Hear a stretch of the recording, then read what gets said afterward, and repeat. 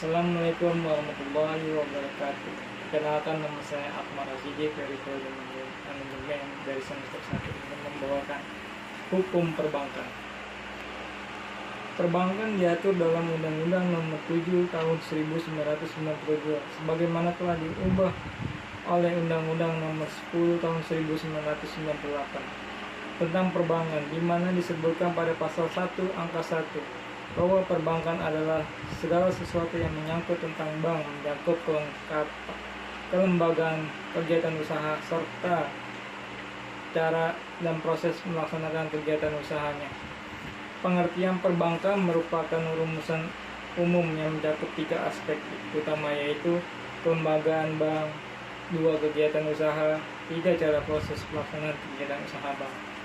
Sebagai lembaga yang menjalankan usaha bidang jasa keuangan, maka bank berbeda dengan badan usaha lainnya karena secara hukum mempunyai status yang kuat dengan kekayaan sendiri yang mampu melayani kebutuhan masyarakat, mempunyai bentuk-bentuk kegiatan menghimpun dana, 2 menyalurkan dana, dan memberikan jasa keuangan. Bank adalah tulang pembangunan ekonomi oleh karena pengawasan dan pembinaan terhadap bank yang dilakukan oleh Bank Indonesia sebagai bank sentral sangat menentukan. B. Jenis-jenis bank. Dilihat dari fungsinya, bank dibedakan atas Bank Indonesia, Bank Umum, dan Bank Perkreditan Rakyat. Bank Indonesia diatur dengan Undang-Undang Nomor 23 Tahun 1999. Dalam Undang-Undang Nomor 7 Tahun 1992 sebagaimana telah berubah oleh Undang-Undang Nomor 10 Tahun 1998 tentang perbankan.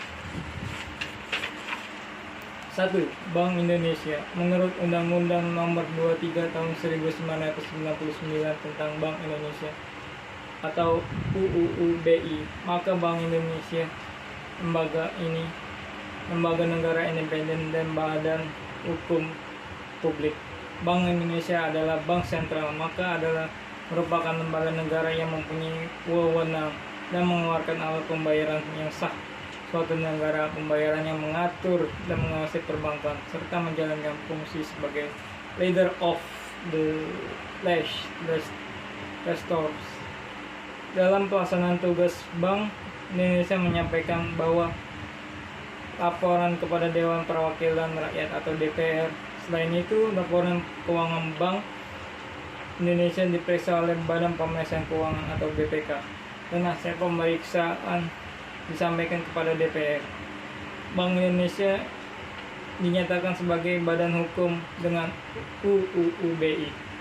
Tujuan Bank Indonesia yaitu mencapai dan memelihara kestabilan nilai rupiah terhadap barang dan jasa terhadap mata uang negara lain.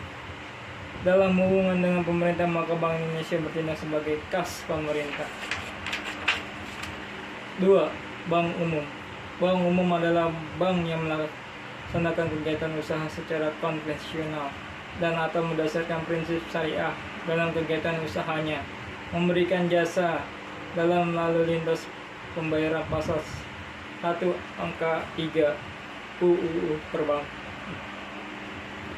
Bank umum menerapkan 2 cara, yaitu A. Konvensional atau perbankan konvensional, artinya menjalankan usaha bidang jasa perbankan menurut cara lazim yang atau biasa dengan memperoleh keuntungan berupa bunga.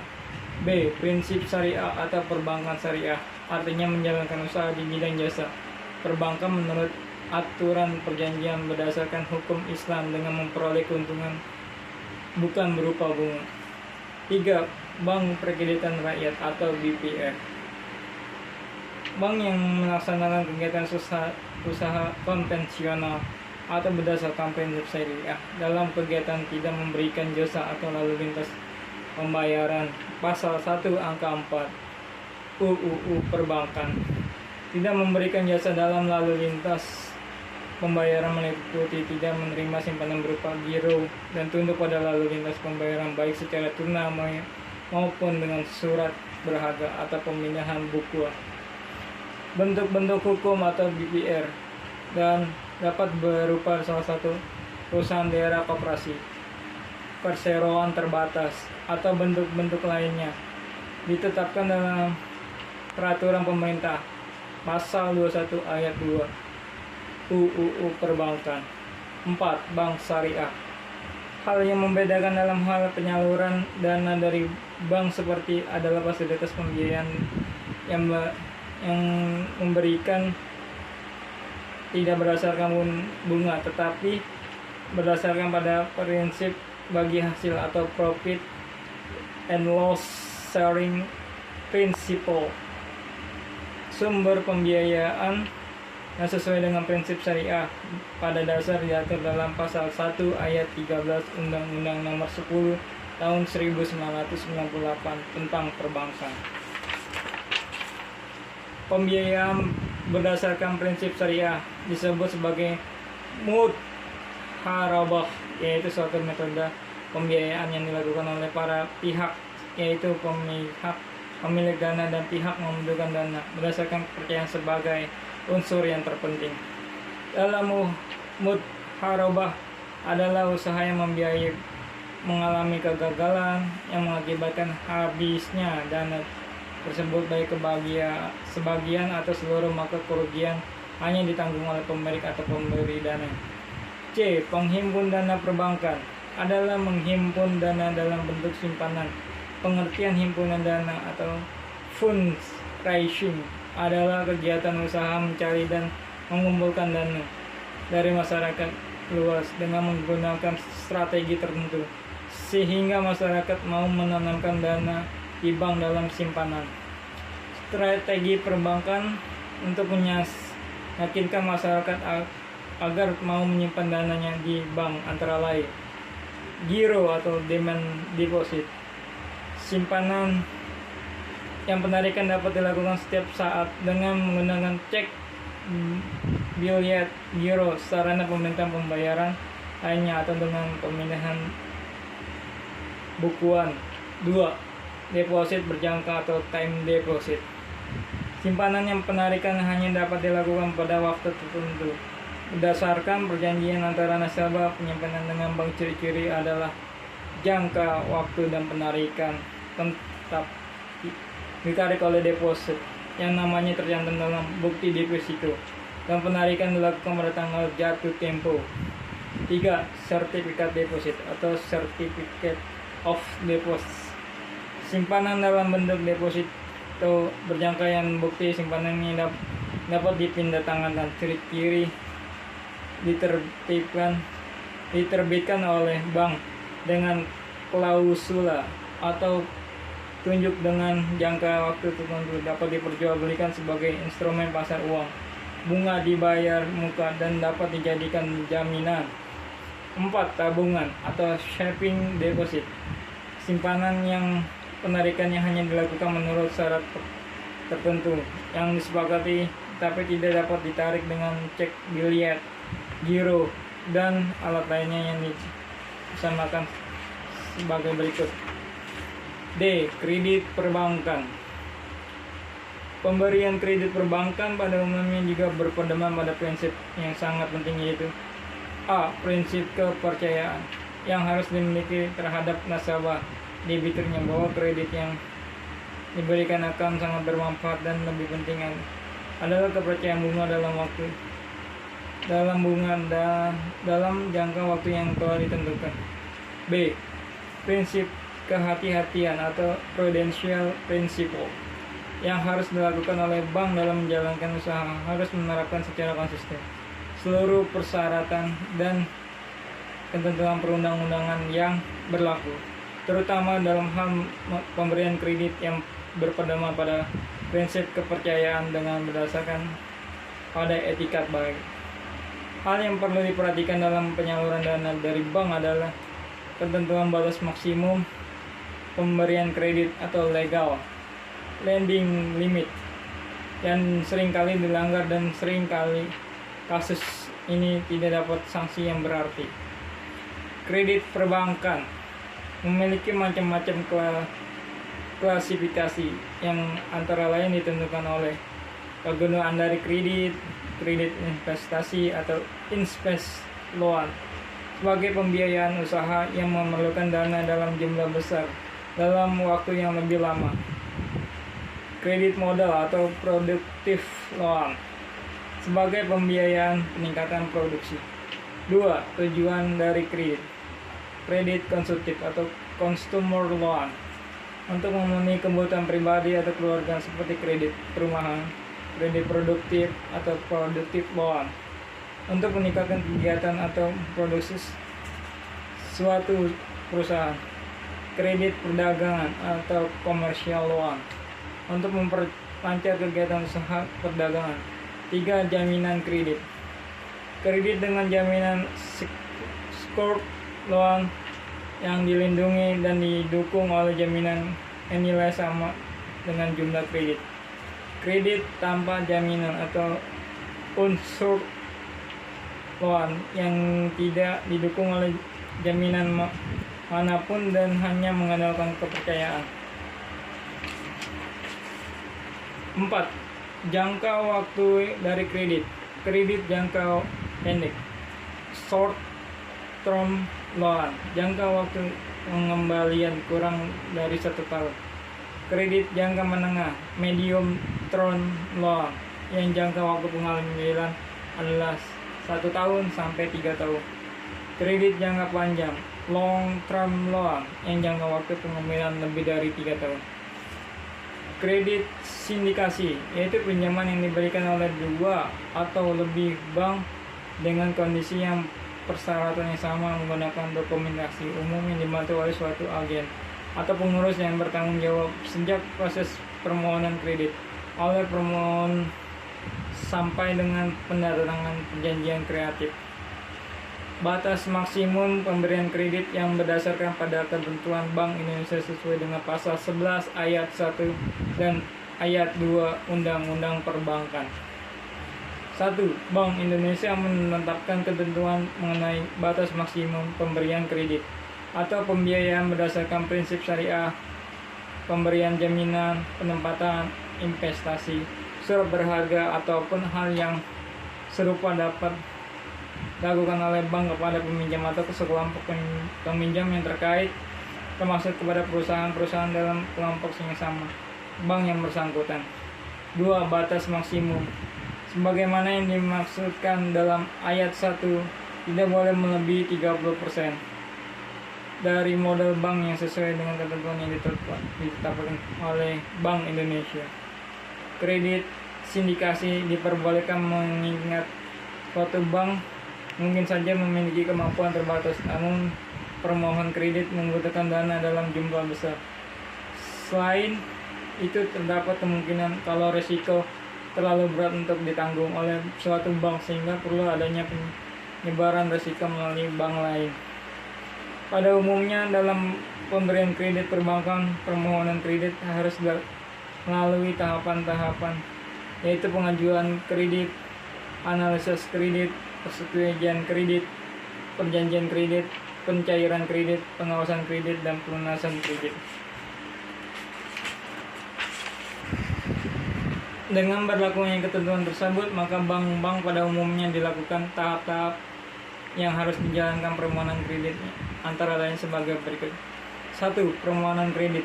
Untuk mengajukan permohonan kredit, calon nasabah akan diminta untuk mengisi formulir yang telah disusun oleh dan disediakan oleh bank tersebut. Kemudian permohonan kredit diharuskan untuk menampilkan beberapa dokumen penting yang dapat membantu pihak bank menentukan apakah kredit bank dapat diberikan atau tidak. Selain itu, permohonan kredit atau aplikasi kredit disyaratkan untuk menampilkan dokumen-dokumen seperti akte pendirian perusahaan, identitas KTP, para pengurus tanda daftar perusahaan atau TDP, nomor pokok wajib pajak atau NPWP, neraca atau laporan rugi laba 3 tahun terakhir, fotokopi sertifikat yang dijadikan sebagai jaminan, dan dokumen-dokumen tambahan lainnya. 2. Analisis kredit. Dokumen-dokumen tersebut dianalisis kepada bagian kredit account officer berdasarkan ketentuan yang berlaku dalam bank yang bersangkutan. 3. Persetujuan kredit. Hasil analisis kredit tersebut kemudian disampaikan kepada direksi bank dan diperiksa oleh komite kredit untuk kemudian ditentukan apakah disetujui atau ditolak. 4. Perjanjian kredit. Perjanjian kredit pada umumnya merupakan perjanjian baku atau standar kontrak yang telah disediakan oleh pihak bank melalui divisi hukumnya dan menyusun ketentuan yang dimuat dalam perjanjian kredit. 5. Pencairan kredit. Setelah dipenuhi persyaratan, pencairan kredit itu dapat dilakukan dalam bentuk tunai, dikirimkan ke rekening nasabah melalui transfer, ataupun juga dikirimkan ke rekening perusahaan yang berhubungan langsung dengan pemohon kredit. 6. Pengawasan kredit. Pengawasan kredit dapat dilakukan dengan cara menggunakan administrasi kredit yang memadai atau komputerisasi. B. Kewajiban pemohon kredit memberikan laporan secara berkala menyangkut produksi, penjualan, utang piutang, laporan raca rugi laba, laporan tenaga kerja. C. Kewajiban account officer untuk menjunjung proyek penerimaan dana. D. Konsultasi manajemen yang terprogram antara penerima kredit dan bank. Sistem peringatan pada administrasi bank menangani permohonan kredit. 7. Pelunasan penyelamatan kredit dan kredit bermasalah apabila penerima kredit telah memenuhi kewajiban dengan membayar bunga dan membayar lunas seluruh utang pokoknya sesuai dengan jadwal dalam perjanjian kredit, maka kreditnya dinyatakan lunas dan jaminan yang dipegang oleh bank akan dikembalikan penerima kredit atau pelunasan kredit. Surat Keputusan Direksi Bank Indonesia nomor 31/147/Cap/DIR tanggal 12 November 1998 telah mengelompokkan kolektabilitas kredit yang dilihat dari kemampuan membayar penerima kredit menjadi 5, yaitu kredit lancar atau pas, yaitu pembayaran tepat waktu. 2. Kredit dalam perhatian khusus atau special mention, yaitu terdapat tunggakan sampai 90 hari. 2. Kredit kurang lancar atau substandar, yaitu terdapat tunggakan antara 90 sampai 180 hari.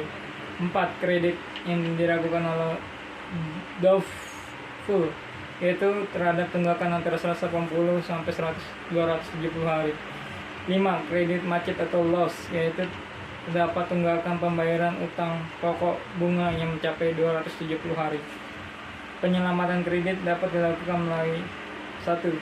Rescheduling, yaitu penyelamatan pertama dengan menjadwalkan kembali sebagian atas seluruh kewajiban permohonan kredit. 2.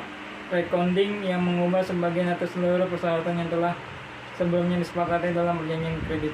3. Restructuring, yaitu mengubah komposisi dari dana yang dipinjamkan untuk pembiayaan usaha. 4.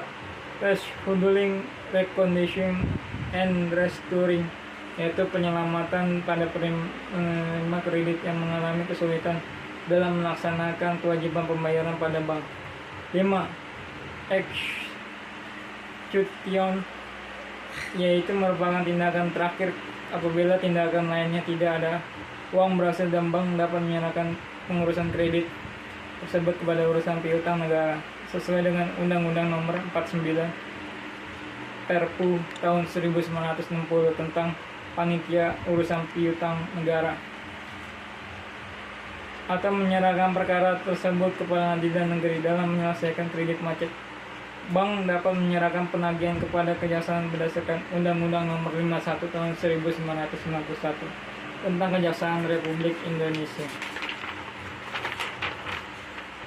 Rahasia bank. Sebagaimana diatur dalam pasal 40 Undang-Undang Perbankan, maka bank atau pihak terafiliasi wajib merahasiakan keterangan mengenai nasabah, penyimpanan dan simpanan kecuali dalam sebagaimana maksud pada pasal 41 ayat A dan pasal 42, pasal 43, pasal 44, dan pasal 44A.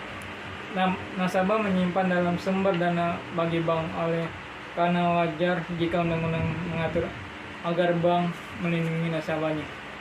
Pengecualian rahasia bank. 1. Untuk kepentingan perpajakan, pasal 41 ayat 1 Undang-Undang Perbankan. 2. Untuk kepentingan menyelesaikan piutang bank, pasal 41 ayat A Undang-Undang Perbankan. 3. Untuk kepentingan peradilan pidana pasal 42 Undang-Undang Perbankan. 4. Untuk kepentingan perkara perdata pasal 43 Undang-Undang Perbankan. 5.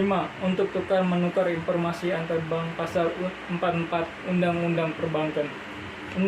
Pemberian keterangan atas persetujuan nasabah pasal 44A Undang-Undang Perbankan. Pelanggaran rahasia bank adalah perbuatan memberikan keterangan mengenai nasabah penyimpanan dan simpanan secara melawan hukum bertentangan dengan UU Perbankan atau dalam persetujuan nasabah penyimpanan yang bersangkutan. Pelanggaran rahasia bank dapat dilakukan karena kepaksaan pihak ketiga atau karena kesengajaan anggota Dewan Komisaris, direksi, pegawai bank, pihak terafiliasi lainnya. Sekian dari saya. Assalamualaikum warahmatullahi wabarakatuh.